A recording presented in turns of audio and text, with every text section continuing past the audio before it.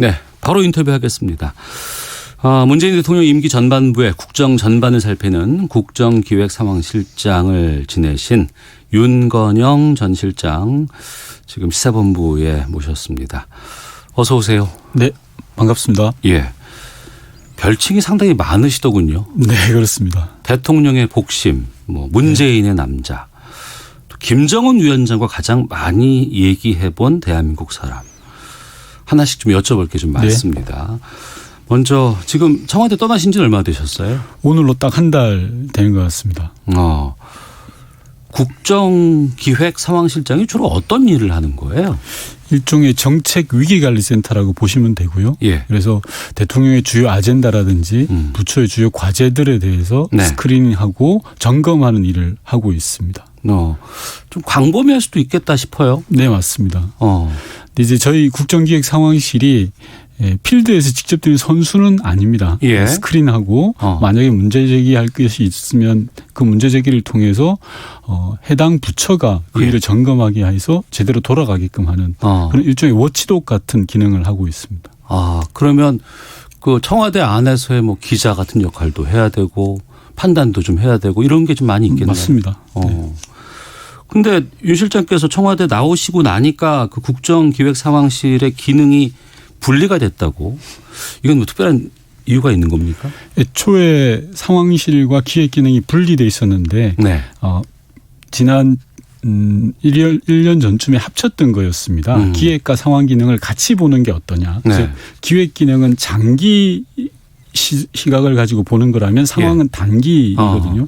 장단기를 합쳐보자라는 취지에서 합쳤다가 이번 조직 개편에서는 그걸 다시 분리시켜보자라는 취지인 걸로 압니다. 떠나셔서 그런 건 아니고요. 제 개인의 문제라기보다는 시스템에 대한 개편 아닌가 싶습니다. 알겠습니다.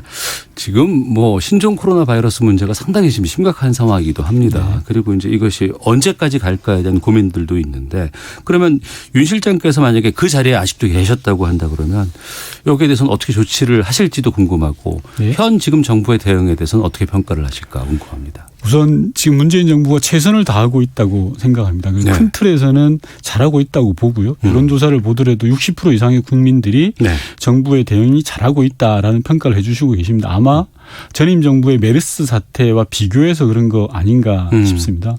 국민들이 잘하고 있다라고 보는 측면에서는 크게 두 가지가 있을 걸로 보여지는데요. 하나는 국민들에게 투명한 정보 공개를 하고 있다라고 저는 봐집니다. 그리고 두 번째로는 원칙과 기준에 따라 현장의 의견을 중시하는 것. 즉 제 경험으로 볼 때 상황실장의 경험으로 볼 때 현장의 의견이 제일 중요하거든요.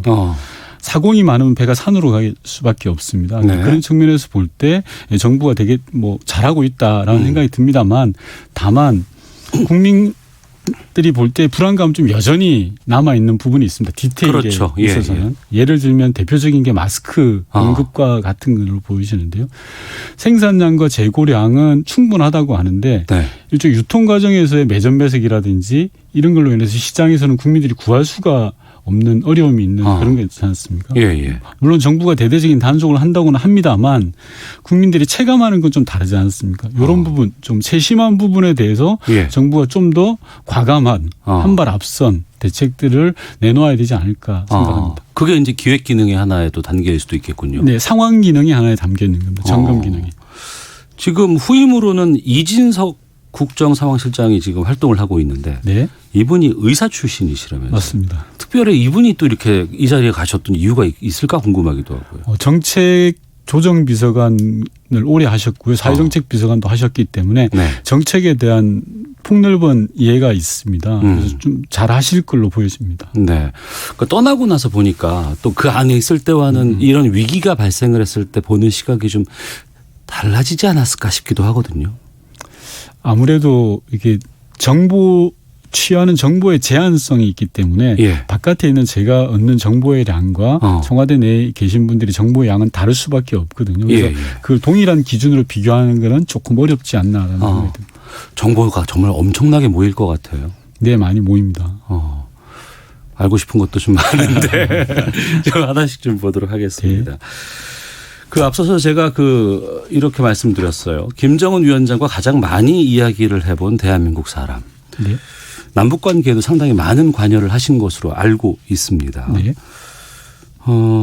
남북 관계도 국정상황실에서 다 관리를 하나요? 아닙니다. 남북 관계는 안보실에서 관리하는 거고요. 예. 상황실의 업무는 아닙니다.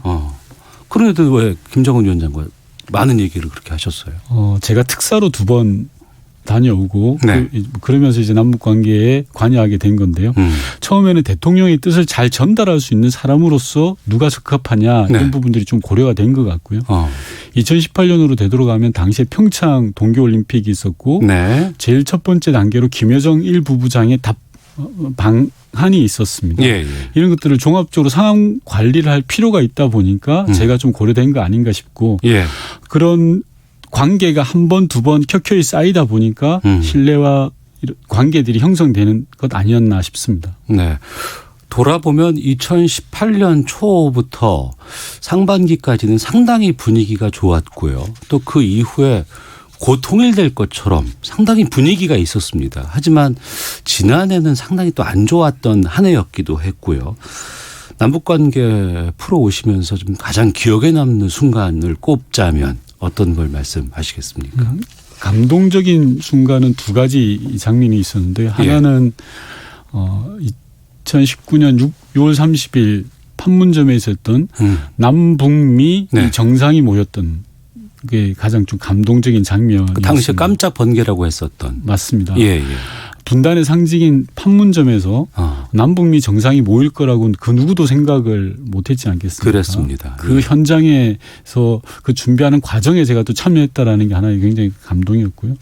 개인적인 경험을 말씀드리면 평양 정상회담을 준비하기 위해서 제가 하루 전날 평양을 갔었습니다. 여러 실무적인 이야기를 하려고. 근데 준비를 다 마치고 숙소에서 백화원 초대소에서 잠을 자려고 하는데 12시쯤 됐을 때 바깥이 시끄러워서 일어나 보니까 김정은 위원장이 오신 거예요. 밤에? 예, 밤 12시에. 예. 그래서 현장을 쭉 둘러보시고 이러저런 이야기를 하고 또 저를 또 보자고 하시더라고요. 그래서 봤더니 당장 내일이 대통령께서 평양을 오시는데 2박 3일간의 일정에 대해서 이러저런 설명을 해 주는 모습들을 보고 북한이 비핵화에 대한 의지 그리고 평양 정상회담에 대한 배려 이런 것들 좀 엿볼 수 있는 계기가 됐습니다. 정말 이 북한이 비핵화하겠구나라는 생각을 조금 그때 가지셨어요? 네, 그렇습니다. 그런데 그 이후로 북미 관계가 상당히 좀 안 좋지 않았습니까? 맞습니다. 그건 왜 그랬다고 판단하세요? 결론적으로 말씀드리면 북한과 미국의 서로 조건이 좀 안 맞았던 건데요. 좀 아쉬웠던 건 말씀하신 것처럼 2018년에는 남북 관계가 획기적으로 발전하고 앞으로 나아갔는데 2019년에 북미 관계가 잘 될 것으로 저희가 기대를 했거든요. 하노이 회담도 있었고 판문점에 남북미 정상회동이 있었고 잘 될 듯 하다가 좀 안 됐던 부분들이 있습니다. 그 순간에 남북 관계에 있어서 우리 정부가 좀 더 과감하게 선제적으로 했으면 하는 그런 아쉬움이 결과적으로 지금 많이 남습니다. 2019년 한 해 동안 우리가 더 좀 앞으로 치고 나가고 맞습니다. 했었어야 됐다. 네네. 그 2월에 하노이 회담 있지 않습니까? 이틀 동안 진행이 됐었는데 첫날은 잘 될 것 같고 했다가 둘째 날 그게 그야말로 어그러져 버렸습니다. 그때 청와대는 정말 예상하셨어요? 예상 전혀 못했습니다. 충격이었죠. 충격으로 받아들이고. 네. 그 이후부터 하나씩 좀 뭐가 잘 안 된다는 생각이 좀 들었어요. 맞습니다. 잘 안 될 듯 하다가 다시 아까 말씀드린 것처럼 630 판문점 회동을 통해서 또 몇 주 이내로 실무회담을 하겠다라고 그랬었죠. 또 합의도 이끌어내고요. 이 과정이 될 듯 말 듯 이어져 왔던 게 2019년입니다. 그래서 제가 말씀드리고 싶은 건 올해는 행동해야 될 시기다라고 저는 좀 규정을 하는데요. 행동한다는 건 우리가 행동해야 된다. 할 수 있는 한 최대치를 해야만 2017년과 같은 상황이 반복되지 않는다. 저는 항상 말씀드리는 게 한반도 비핵화의 핵심은 북미 관계에 있다고 생각합니다. 북미 관계가 잘 안 풀릴 때는 남북 관계가 뒤에서 추동해서 끌어가줘야 되는 건데요. 2019년에는 즉 앞바퀴였던 북미 관계, 뒷바퀴였던 남북 관계 어느 것 하나 제대로 작동이 결과론적으로 되지 않아서 네. 앞서 말씀하신 그런 문제들이 있지 않았나 싶습니다. 네. 그럼 돌아보면 이제 올해 신년 기자회견에서 대통령도 이제 밝혔습니다만 올해는 좀 남북 관계를 적극적으로 풀어가겠다고 말씀을 하셨어요. 그럼 지난 한 해는 왜 그렇게 북미 관계 우리가 좀 지켜보고 있었을까라는 아쉬움이 있다고 말씀하셨는데 네. 그건 왜 그랬다고? 앞서도 말씀드린 것처럼 한반도 비핵화의 핵심은 북미 관계입니다. 북한은 자국의 안전을 보장을 받기를 원하는 거고 미국은 핵을 없애기를 원하는 겁니다. 네. 이 관계에서 보면 북미 관계가 결정적인 핵심 변수이기 때문에 핵심 변수가 잘 풀리도록 하는 게 저희들의 역할이죠. 예. 그래서 2018년에는 그런 환경을 만들었고 2019년에 자 이제 드디어 될 것이야라고 봤던 건데 네. 그게 결과적으로 잘 안 됐던 겁니다. 올해는 어떻게 전망하세요? 저는 외길이라고 생각합니다. 한반도 비핵화 부분은 예. 어떻게 전망이 중요한 게 아니라 무조건 해내야 되는 거라고 생각합니다. 예. 한반도에서 전쟁을 이고 살 수는 없다고 생각합니다. 핵을 이고 살 수는 더욱더 없다고 생각을 합니다. 따라서 잘 되든 안 되든 그거는 차치하고라도 예. 우리가 행동해야 되고 적극적으로 나서야 된다라고 이야기하고 싶습니다. 알겠습니다. 청와대 국정기획상황실에서 2년 넘게 계셨던 분입니다. 윤건영 전 실장과 함께 말씀 나누고 있습니다. 그런 그 기획상황실에서 나오셔서 이제 정치하겠다고 하셨어요. 왜 정치하겠다고 결정하신 거예요? 저는 임기 후반기에는 당정청 간의 소통이 굉장히 중요하다라고 생각을 했습니다. 네. 잘 아시다시피 정권 초기에는 굉장히 긴밀한 소통이 잘 되다가도 중반을 넘어가면서는 잘 안 되는 부분들이 있지 않습니까? 그래서 네. 당정청의 소통에 있어서 제가 기여할 부분이 있겠다라는 생각을 했었고요. 예. 문재인 정부의 성공이라는 건 곧 촛불 개혁의 완성이라고 저는 생각을 합니다. 네. 그런 측면에서 국회를 좀 개혁하고 제도 개혁을 이뤄내는 것이 굉장히 의미 있는 일이다라고 예. 생각을 생각을 했습니다. 근데 그런 그 의미를 갖고 나온 분이 너무 많지 않냐. 왜 청와대에서 일했던 사람들이 다 나오느냐라는 비판도 꽤 있거든요. 청와대 총선이다라는 이런 비판에 대해서는 예. 조금 시간을 두시고 공천이 확정된 다음에 결과를 보고 한번 판단해 보시면 어떨까라는 생각이 있는데요. 민주당은 1년 전부터 시스템 공천을 천명을 했습니다. 네. 그래서 그 시스템에 따라서 지금 과정대로 밟아가고 있다고 생각합니다. 네. 그래서 국민들 앞에 부끄럽지 않고 경쟁력 있는 후보들이 저는 나올 거라고 봐집니다. 결과로서 봐줬으면 하는 생각이 있습니다. 당내에서 불만도 좀 있지 않았을까 싶거든요. 당연히 당은 여러 사람들이 모여 있는 곳이다 보니까 여러 의견들이 나올 수 있다고 생각을 합니다. 예. 근데 제가 좀 말씀드리고 싶은 건 당청은 원팀이다라는 생각을 좀 가졌으면 좋겠고요. 예. 청와대 출신 프레임에 흔들리지 않았으면 하는 그런 바람이 있습니다. 그럼 청와대에 계실 때 당과 소통을 좀 하셨을 거 아니겠습니까? 네, 그렇습니다. 그때 좀 부족한 부분이 있었다고 판단을 하셨기 때문에 정치적으로 나온 게 아닌가 싶기도 한데 어떤 부분들이 좀 특히 부족하던가요? 문재인 정부는 민주당 정부라고 대통령께서도 여러 차례 말씀하신 바가 있습니다. 예. 정책이 결정되는 과정에서부터 당의 의견을 들어야 됩니다. 네. 당이라는 것은 민심과 결부되어 있다고 생각합니다. 국민의 의견을 듣는 주요한 통로인 셈인 겁니다. 특히 네. 국민 생활에 영향을 미치는 교육 정책이라든지 큰 이슈들 같은 경우에 당과의 협력이 굉장히 중요합니다. 앞서 말씀드린 것처럼 임기 후반기로 갈수록 당청 간의 긴밀한 협력은 더욱 중요합니다. 이완되지 않도록 네. 하는 노력들이 필요하다고 생각합니다. 대통령의 복심으로 불렸던 분이 나와서 정치를 한다고 했을 때 그러면 그 대통령께서는 뭐라고 조언을 하셨을까 궁금하기도 하고요. 나오기 전날 네. 같이 식사를 했는데요. 네. 총선 관련된 이야기는 하지 않으셨습니다. 전혀 안 하셨어요? 네. 알겠습니다. 전혀 안 하신 걸로 정리를 하도록 하겠습니다. 예비 후보 등록 이후에 첫 인터뷰에서 그러면 그 총선 관련된 이야기는 안 하고 그럼 어떤 얘기를 나누셨어요? 이러저러한 현안에 대해서 그냥 밥 먹는 자리였으니까요. 편하게 이야기를 나눴습니다. 예, 알겠습니다. 후보 등록하고 나서 첫 인터뷰를 가지신 자리에서 이 얘기를 하셨습니다. 민주당이 배가 불렀다. 이건 어떤 의미로 하신 말씀이에요? 제가 드린 말씀은 민주당만이 아니라 네. 진보개혁 진영 전체에 대한 이야기를 좀 드린 건데요. 네. 선거는 사실 절박한 쪽이 이긴다라고 저는 항상 봅니다. 네. 근데 지금 우리가 얼마나 절박하냐, 국민들의 목소리를 얼마나 잘 듣고 있느냐에 대한 문제 제기를 했던 거고요. 예. 제가 한 일주일 정도 현장을 다녀보니 녹록치 않더라, 민심이. 이번 선거가 쉽지 않다라는 말씀을 드린 겁니다. 쉽지 않다고 하는 건 어떤 뭐 좀 뭘 보면서 이제 그런 걸 느끼셨어요? 실제 국민들, 즉 주민들, 구로 구민들을 만나보는 과정에서 보면 이게 상호 교감되는 부분들이 있거든요. 예. 그러니까 정치 전체에 대한 혐오가 굉장히 심하신 것 같습니다. 여야를 막론하고요. 예. 야당뿐만이 아니라 모두 정치 모두에 대한 혐오가 심각한 것 같고, 특히 진보개혁 진영이 조금 더 잘했으면 하는, 국민의 목소리를 들었으면 하는 그런 바람들이 있는 것 같습니다. 그럼 그 부분에 대해서 계속 질문 드려보겠습니다. 왜 그렇게 정치 혐오가 커졌다고 보세요? 여러 가지 이유가 있을 걸로 보여지는데요.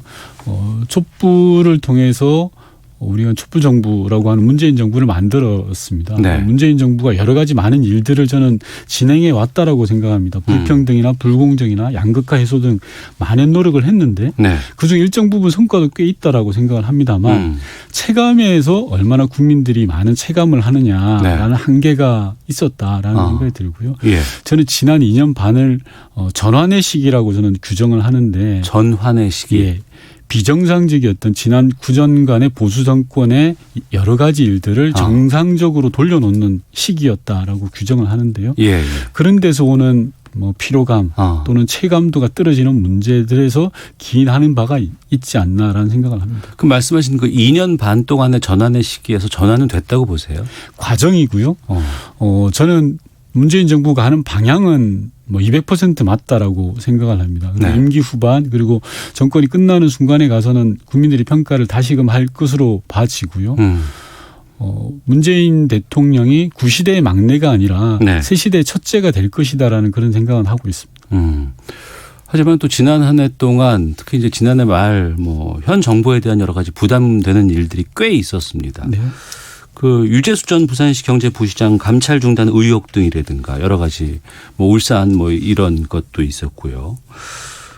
검찰에도 소환 조사 받으신. 네, 참고인 조사. 참고인 조사 하셨군요. 소환이 아니겠고 출석일 것 같은데 이런 부분들은 어떻게 보셨을까 궁금합니다. 우선 저와 관련된 부분만 말씀드리면.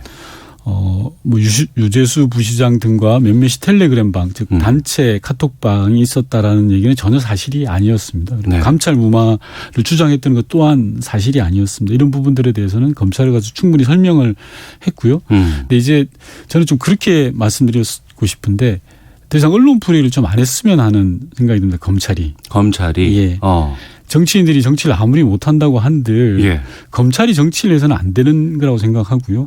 검찰은 수사에 집중을 해서 그 결과로 보여주는 거고 정치는 정치인들이 해야 되는 거 아닌가 생각을 합니다. 예.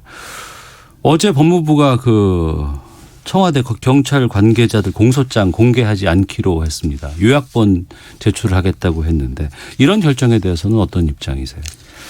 오랜 관행에 대한 개선이 아닌가 싶습니다. 검찰의 공소장이라는 것은 물론 검찰이라는 사법기관이 작성한 거기 때문에 신뢰를 해야 됩니다.